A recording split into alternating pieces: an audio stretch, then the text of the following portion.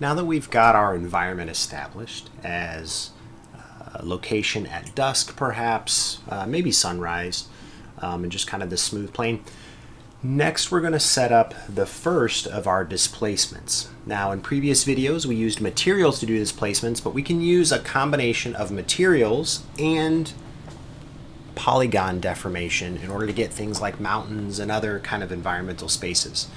So we're going to start with the polygon version, and then we'll get into the material one, which we already covered in a previous video.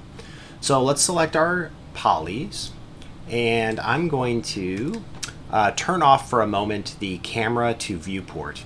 So we set that in the previous video, so if you forget where that is, that's over here in the view tab, which sometimes is hidden behind this little pullout.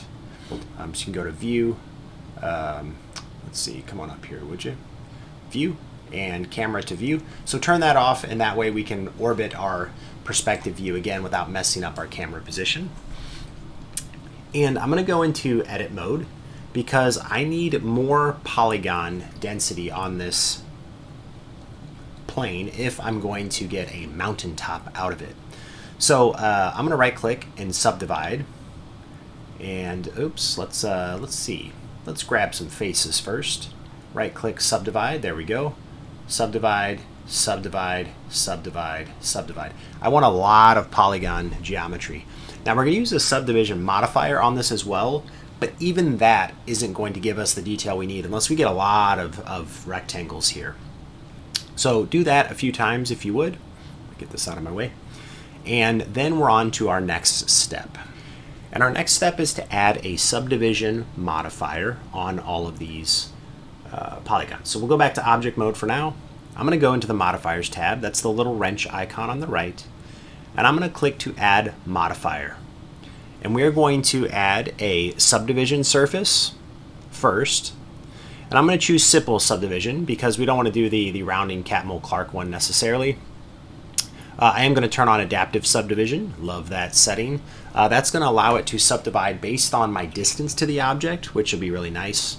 With that off, we can kind of tell it how much we want to subdivide, but I love the camera distance determining how many subdivisions I really need, which is great. Then we're going to add another modifier, and this modifier is going to be a displace modifier. So we can look for that here just real quick. And we can find that, oops, forgive me, add modifier, displace.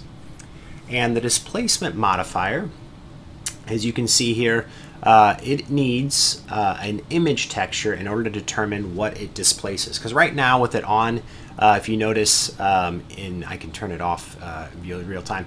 When I turn this on, it just pushes the object up, so it's hitting it with a strength of 1. And since there's nothing to inform like the variations on how it displaces, it's just jacking the whole thing up in the air. We don't want that. So I'm going to add a texture. So I'm going to click on this new to get a texture in there. And then I'm going to click on this settings button or show in texture tab the options to add an image. So I'm going to open an image, and I'm going to go into my textures tab, and I can grab from a variety of different textures here. I've got snow textures and brick textures and all kinds of stuff. What makes the most sense is getting some sort of like rock ground, that sort of thing. Now, we first want to like get some actual like deformation on this guy. But I think what I'm going to do first is I'm going to get some of the like the height map information first. So height maps we haven't really talked about just yet.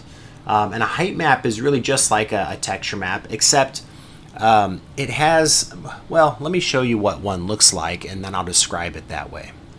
Here's an image of a height map that we'll use for today.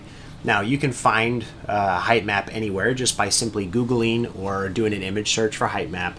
But what a height map is, much like a terrain map for, let's say, a geographic location, is it's like a bump map or a displacement map, but you know, it might do something like you know, show real bright areas for, like, say, the peaks of a mountain, or some real low valley areas to show, like, you know, lower elevations.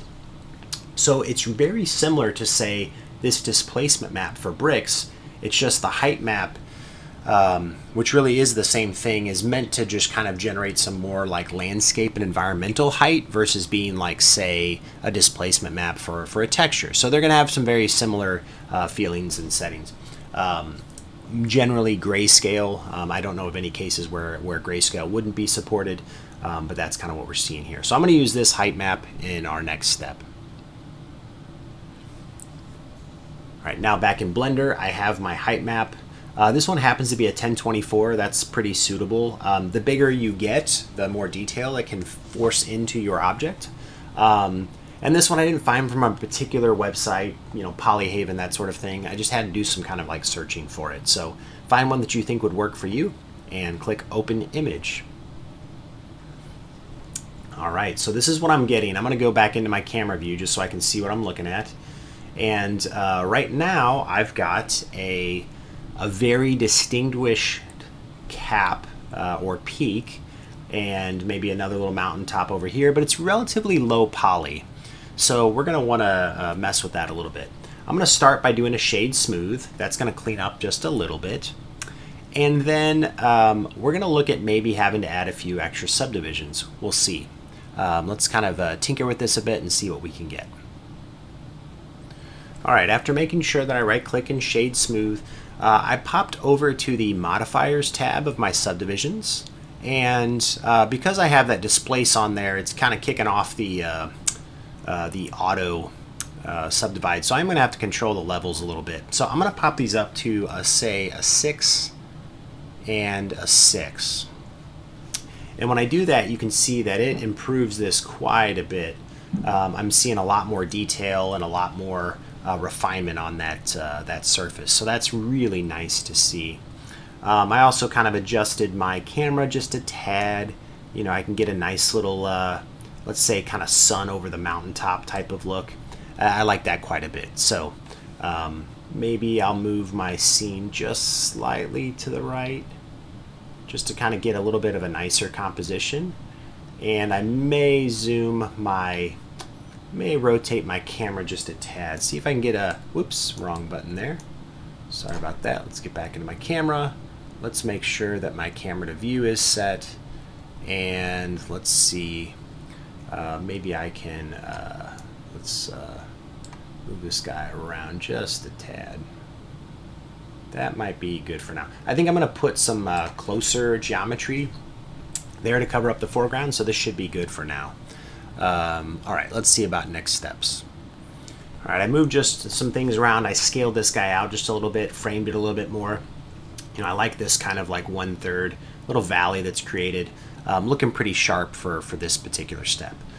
So we've been able to use the displacement and subdivision outside of the materials tab just to get a base level of deformation on this plane, just by adding the proper number of subdivisions and making sure that we had some smooth shading on, and we're getting a pretty nice look. So pretty good for now.